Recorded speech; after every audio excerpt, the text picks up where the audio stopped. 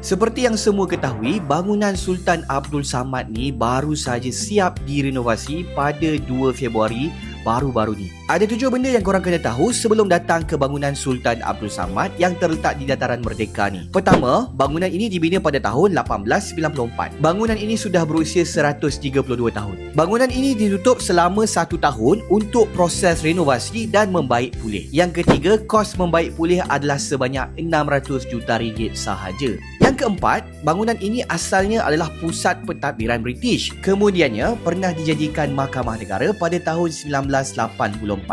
PMX pernah dibicarakan di sini tau. Yang kelima, ada 5 galeri utama yang korang boleh terus masuk. Galeri pertama, Balai Harmoni. Di dalam ni ada seekor orangutan yang akan bercerita mengenai pemeliharaan alam flora dan fauna di Malaysia. Di dalam balai pertemuan pula menceritakan tentang sejarah asal Kuala Lumpur ditubuhkan. Dalam kamar hikayat ada koleksi budaya masyarakat seluruh Malaysia. Di dalam kamar koleksi pula menempatkan gambar-gambar fotografi sekitar bangunan Sultan Abdul Samad. Dan di dalam balai gagasan pula menceritakan bandar Kuala Lumpur dan bangunan-bangunan ikonik di sekitar Kuala Lumpur pada waktu kini. Yang keenam, ada 4 kafe yang korang boleh makan pelbagai jenis makanan di sini. Dan yang terakhir, masuk adalah percuma selama sebulan. Jadi lebih baik cepat-cepat korang datang sekarang sebelum kena bayar.